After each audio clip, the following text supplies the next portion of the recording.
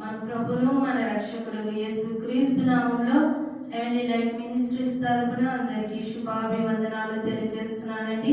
ఉదయకాలము మరి పాట పాడుకుంటూ దేవుని నామాన్ని కనపరుద్దాం. హల్లెలూయా. Thank you lord. ఓ హల్లెలూయా, ఓ హల్లెలూయా, నీ స్తోత్రార్పణ చేసేదన్. స్తోత్రము స్తోత్రము స్తోత్రము స్తోత్రము ఆరాధన ఆరాధన ఆరాధన ఆరాధన హల్లెలూయా హల్లెలూయా హల్లెలూయా హల్లెలూయా. నీవు నా సొత్తని పేరు పెట్టి నన్ను పిలచిన తండ్రి స్తోత్రము. ప్రత్యేక పరచి కృప చేత నన్ను పిలచిన తండ్రి స్తోత్రము. ఆశ్చర్యకరమైన నీ వెలుగులోనికి పిలచిన తండ్రి స్తోత్రము.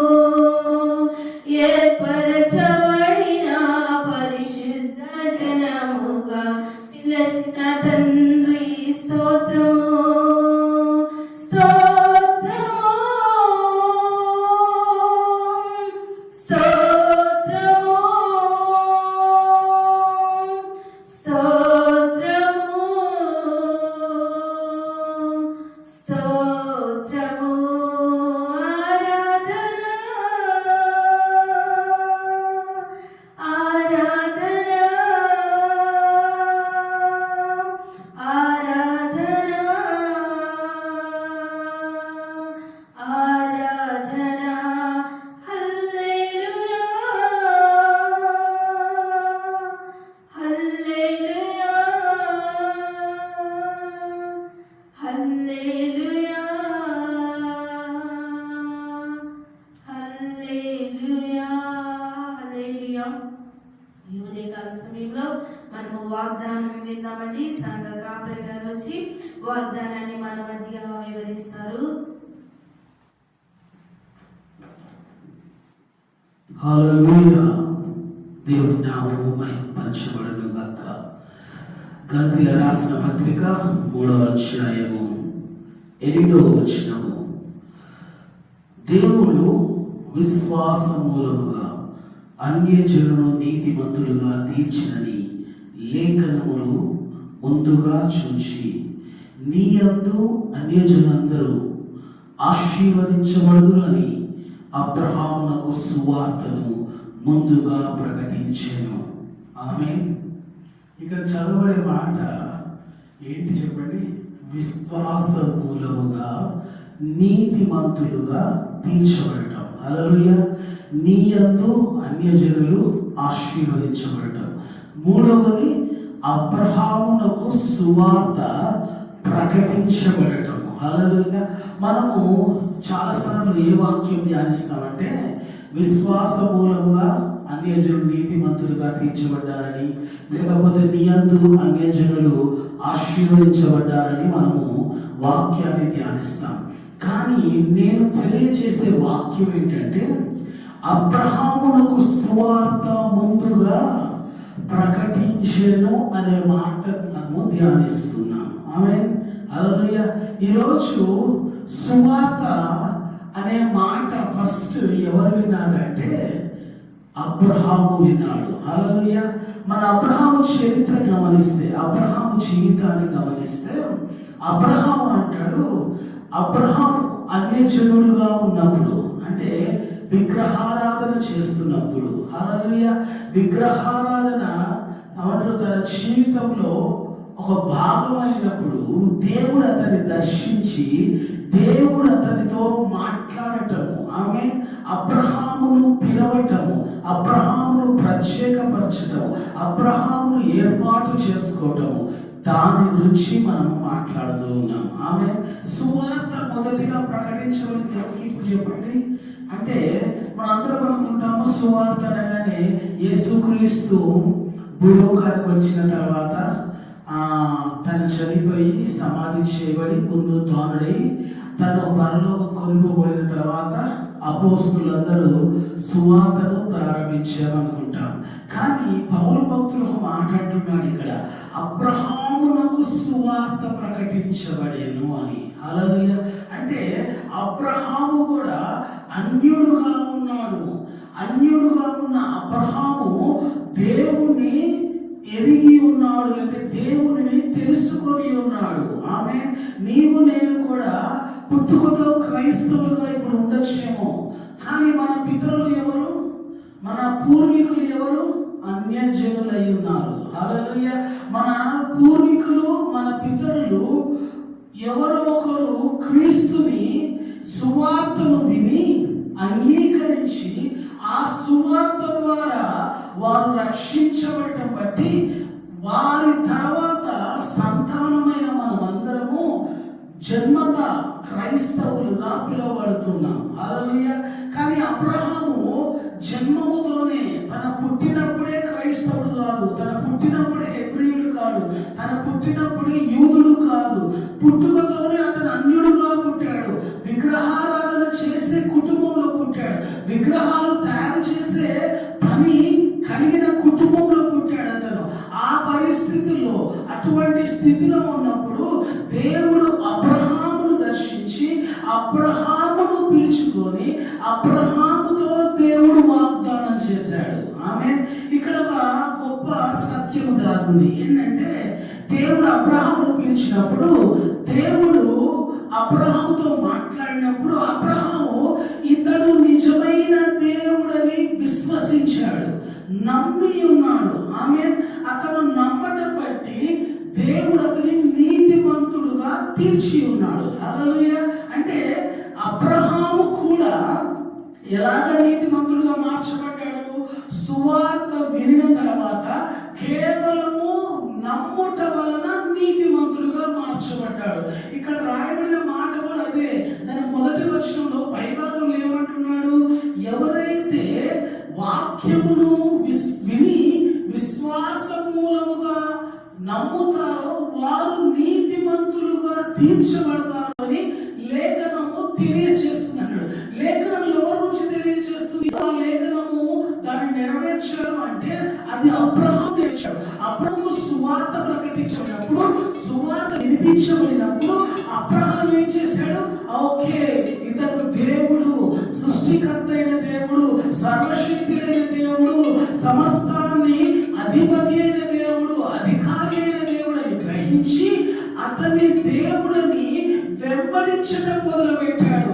దానిని బట్టి అబ్రహాము నీతిమంతుడుగా మార్చబడ్డాడు. హల్లెలూయా. అంటే అబ్రహాము మొదలుకొని ఈ రోజు వరకు, ఈ సమయం వరకు ఎవరైతే నమ్మి విశ్వసించి విశ్వాసము ద్వారా నీతిమంతులుగా పిలువబడతారో వారందరూ ఆశీర్వదించబడతారు అన్నాడు. హల్లెలూయా. ఇక్కడ నీతిమంతుడుగా తీర్చబడ్డాడు అబ్రహాము, మొదటిది. రైట్. రెండోది ఏం చేయబడ్డాడు? ఆశీర్వదించబడ్డాడు. హల్లెలూయా. అంటే నీవు నీతిమంతుడుగా తీర్చబడిన తర్వాత ఏం చేయబడతావు? ఆశీర్వదించబడతావు. నీ యందు అన్యజనులందరూ ఆశీర్వదించబడుదురు అన్నాడు. మొదటిగా దేవుడు నమ్మితే, దేవుని మాటను నమ్మితే ఆ మాటను బట్టి నువ్వేమయ్యావు? నీతిమంతుడుగా మార్చబడ్డావు. ఇప్పుడు నీతిమంతుడుగా మార్చబడ్డ నీవు నేను ఏం చేయబడ్డాము? ఆశీర్వదించబడ్డాము. ఏ విధంగా అయితే అబ్రహాము నీతిమంతుడుగా మార్చబడ్డాడో, ఏ విధంగా అయితే అబ్రహాము ఆశీర్వదించబడ్డాడో, నీవు నేను కూడా ఏం చేయబడుతున్నాము? ఆశీర్వదించబడుతున్నాము. ఇప్పుడు గలతీ పత్రిక 3వ అధ్యాయంలో చివరి భాగం చదువుదాం. ఎన్నో వచనం చదువుదాం ఒకసారి. మనము 28, 29 చదువుదాం. ఇందులో యూదుడని గ్రీస్తుడని లేదు, దాసుడని లేదు, స్వతంత్రుడని లేదు, పురుషుడని లేదు, స్త్రీ అని లేదు. యేసు క్రీస్తునందు మీరందరూ ఏకమై ఉన్నారు. మీరు క్రీస్తు సంబంధులైతే ఆ పక్షమందు అబ్రహాము యొక్క సంతానమై ఉండి వాగ్దాన ప్రకారము వారసులై ఉన్నారు. ఆమేన్. హల్లెలూయా. అబ్రహాముకి సువార్త ప్రకటించబడినప్పుడు ఆ సువార్త నమ్మిన అబ్రహాము నీతిమంతుడుగా మార్చబడ్డాడు. అబ్రహాము నీతిమంతుడుగా మార్చబడినప్పుడు అతని జీవితంలో ఆశీర్వాదము ప్రారంభించబడింది. ఆ ప్రారంభించబడిన ఆశీర్వాదము ఈరోజు యేసు క్రీస్తు ద్వారా నీవు నేను ఆ ఆశీర్వాదానికి లేకపోతే అబ్రహాముకి ఇవ్వబడిన వాగ్దానానికి మనమును వారసులమై ఉన్నాము. ఆమె ఆశీర్వదించబడ్డ వాడు ఏమవుతాడు? ఇప్పుడు వారసులుగా మార్చబడతాడు. హల్లెలూయా. అంటే అబ్రహాము సువార్త ఏం చెప్తుంది అంటే, అబ్రహాముకు వినిపించిన సువార్త ఏం చెప్తుందంటే, ఎవరైతే విశ్వాసం మూలముగా నీతిమంతులుగా మార్చబడతారో వారు ఆశీర్వదించబడిన వారు అవుతారు, వారు వారసులుగా మార్చబడతారు. ఆమేన్. ఈరోజు సువార్త నీకును వినిపించబడుతుంది, సువార్త నీకు కూడా ప్రకటించబడుతుంది. మరి నీవు ఆ సువార్తను నమ్మితే, ఆ సువార్తను అంగీకరిస్తే, ఆ సువార్త వలన నీవు కూడా నీతిమంతుడుగా మార్చబడి నీవు కూడా ఆశీర్వదించబడిన కుమారుడుగా మార్చబడి ఆ తరువాత వారసుడుగా మార్చబడబోతూ ఉన్నావు. ఆమేన్. కాబట్టి ఇక మీదట ఏం చెప్పాలంటే, ఏం తెలియచేయాలంటే, నా కొరకు ఏం దాచబడింది? ఒక వారసత్వము దాచబడి ఉన్నది. దాన్ని నేను విశ్వాసం ద్వారా పొందుకోబోతున్నాను. ఆమేన్. విశ్వాసం మూలముగా నేను నా వారసత్వాన్ని ఏం చేయబోతున్నాను? పొందుకోబోతున్నాను. హల్లెలూయా. అది నిజమైన ఏమంటారు? ధన్యత. ఇప్పుడు ఈ లోకంలో అందరం ఆశీర్వదించబడ్డాం, అందరము దీవించబడ్డాం. కానీ నిజమైన ఆశీర్వాదం ఏంటో తెలుసా? ఆ వారసత్వమును అనుభవించడం. హల్లెలూయా. అబ్రహాముకి 2 కుమారులు ఉన్నారు. చెప్పండి. ఒక కుమారుడు పేరేమో ఇష్మాయేలు, ఒక కుమారుడు పేరు ఇస్సాకు. కుమారులే 2, కానీ ఇష్మాయేలు వారసుడు కాదు, ఇస్సాకు వారసుడై ఉన్నాడు. హల్లెలూయా. అంటే అబ్రహాములో నుంచి వచ్చిన ఆశీర్వాదము ఇష్మాయేలుకు అందించబడింది, కానీ ఆ ఆశీర్వాదము వారసత్వంగా మార్చబడలేదు. హల్లెలూయా. ఈరోజు నీవు ఆశీర్వదించబడ్డావేమో, కానీ ఆశీర్వాదం ఏం చేయబడాలి? వారసత్వాన్ని పొందుకునేలాగా చేయాలి. హల్లెలూయా. అంటే నీ స్థాయి బ్లెస్సింగ్ నుంచి ఆ హైర్ అంటే ఆ వారసత్వ స్థితికి నువ్వు వెళ్ళగలగాలి. హల్లెలూయా. క్రీస్తుతోడి వారసులు అంటాడు రోమా పత్రికలో. క్రీస్తుతో శ్రమ పడిన మీరేం వారసులు? క్రీస్తుతోడి వారసులు అంటాడు. ఇక్కడ ఏమన్నాడు? అబ్రహాము మూలముగా యేసు క్రీస్తు ద్వారా మీరందరూ వారసులై ఉన్నాడు అంటున్నాడు. హల్లెలూయా.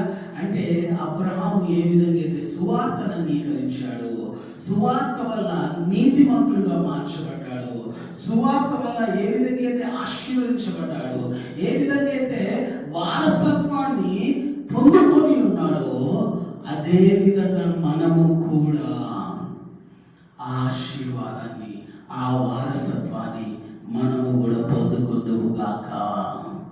ఆమేన్. హల్లెలూయా. యువదే కాలము ప్రతి ఒక్కరు ఏం చెప్పాలంటే, నేను అబ్రహాము సంతానమై అబ్రహాముకి వారసునై ఉన్నానని చెప్పాలి. ఆమేన్. నేను క్రీస్తుతోడు వారసునై ఉన్నానని చెప్పాలి. ఇప్పుడు సమానత్వం వచ్చింది. ఇక్కడ ఏమొచ్చింది చెప్పండి? ఈక్వాలిటీ. క్రీస్తుతోడి వారసులు అంటే అర్థం ఏంటంటే, క్రీస్తు కలిగిన ఆ పరలోకంలో ఉన్న మహిమ ఎవరికి అనుగ్రహించబడుతుంది? ఆ వారసులకి అనుగ్రహించబడుతుంది. ఆ మహిమ నీవు నేను కూడా అనుభవించబోతూ ఉన్నాను. We are going to glorify in heaven. ఈ లోకంలో గ్లోరిఫై కావట్లేదు. ఈ లోకంలో మనము హానర్ చేయబడకపోవచ్చు. ఈ లోకంలో మనము రెస్పెక్ట్ పొందుకోలేకపోవచ్చు. ఈ లోకంలో మనం ఎవరు రికగ్నైజ్ చేయకపోవచ్చు. కానీ పరలోకంలో you will be recognized, you will be honored, you will be glorified, you will be the heir of heaven. నువ్వు పరలోకానికి వారసుడవై ఉన్నావు. ఆమేన్. దేవుడి మాటలు దీవించిన గాక. ప్రార్థన చేద్దాం. పరిశుద్ధుడా మా ప్రియ పరలోకపు తండ్రి, ఈ ఉదయకాలము ప్రభువా నువ్వు మాట్లాడిన అద్భుతమైన లేఖనాలు బట్టి వందనాలు. అవును ప్రభువా, అబ్రహాముకు నువ్వు సువార్త ప్రకటించావు. అన్యుడుగా ఉన్నాడు, విగ్రహారాధికుడుగా ఉన్నాడు, విగ్రహాలు తయారు చేసేవాడుగా ఉన్నాడు. కానీ నువ్వు అతన్ని పిలిచావు, ఏర్పాటు చేసుకున్నావు. నువ్వు పిలిచినప్పుడు నీ పిలుపుకు లోబడి ఉన్నాడు, నేను నమ్మి ఉన్నాడు. నమ్ముట వలన నీతిమంతుడుగా మార్చబడ్డాడు. నీవు నమ్మితే ప్రభా నీతిమంతుడుగా మార్చబడతామని చెప్పబడిన మాట ప్రకారం నీకు స్తుతులు చెల్లిస్తున్నా ప్రభా. కేవలం నమ్ముట వల్లనే ప్రభా మనం విశ్వాసం పెట్టడం వల్లనే నీతిమంతులుగా మార్చబడ్డారని లేఖనాలు స్పష్టంగా తెలియజేస్తున్నాయి. అవును ప్రభా, నేను నీతిమంతులుగా మార్చబడ్డాను విశ్వాసం ద్వారా. నేను నీతిమంతులుగా మార్చబడిన తర్వాత ఆశీర్వాదానికి తండ్రి ప్రభా పొందుకొని ఉన్నాను. అటు తర్వాత నువ్వు అంటున్నావు ఇప్పుడు ప్రభా వారసుడవై ఉన్నాను అంటున్నావు. అవును ప్రభా, పరలోకంలో నీతో ప్రభా సమానమైన వారసత్వం నాకు ఇచ్చావు. ఆ వారసత్వానికి నువ్వు అంటున్నావు అక్కడ ప్రభా నీ కొరకు మహిమ దాచిపడింది అంటున్నావు, నీ కొరకు ఘనత దాచిపడింది అంటున్నావు. ప్రభా నేను అనేక మంది తెలుసుకుంటాను, నేను గుర్తెరుగుతాను అంటున్నావు. ప్రభా అంత గొప్ప వారసత్వాన్ని మా అందరికి ఇచ్చినందుకు నీకు వందనాలు. ఇంకా ఎవరైతే సువార్తను అంగీకరించలేదో, ఎవరైతే ప్రభా విశ్వాసం ద్వారా నీతిమంతులుగా మార్చబడలేదో వారందరూ ప్రభా తండ్రి నీతిమంతులుగా మార్చబడడానికి సహాయం చేయమని తండ్రి నీకు మహిమ చెల్లిస్తూ ఈ ఉదయకాలం ప్రభా ఎవరైతే ప్రభా ఇంకా తండ్రి నీకు వందనాలు నీ సువార్తకు లోబడని వారు ఉన్నారు, వారి హృదయాలన్నీ ప్రభా తండ్రి నీకు వందనాలు మార్చబడుగా కానీ ప్రార్థన చేస్తూ సమస్తమైన మహిమ ఘనత ప్రభావం ఆరోపిస్తూ యేసు నామమున అడుగుచున్నాం మా ప్రియ తండ్రి. ఆమేన్. హల్లెలూయా. అందరికీ praise the lord. Pastor Solomon Raj YouTube channel ప్రతి ఒక్కరు లైక్ చేసి సబ్స్క్రైబ్ చేయండి. మనమందరము ఉదయకాలం వాక్యాన్ని బోధిస్తున్నాం. విన్న వాక్యం వారు అందరూ కామెంట్స్ పెట్టాల్సిందిగా, కామెంట్స్ ద్వారా మీ ఒకరు వాక్యంలో ఉన్న విని తర్వాత మీ అనుభూతిని తెలియజేయాల్సింది నేను ప్రత్యేకంగా నేను రిక్వెస్ట్ పెడుతున్నాను. వాక్యం చూస్తూ ఉన్నారు కానీ కామెంట్స్ పెట్టట్లేదు. దయచేసి కామెంట్స్ పెట్టండి, దాన్ని మేము రిప్లై ఇస్తాము. దాన్ని బట్టి మీకు మాకు ఇంకా కమ్యూనికేషన్ లేకపోతే మీకు మాకు మంచిగా ఇంకా రిలేషన్షిప్ పెరుగుతుంది. కాబట్టి దయచేసి ఈ మాటలు మీరు స్వీకరించాలని కోరుతూ ఈ మాటలు ముగిస్తూ ఉన్నాను. Thank you.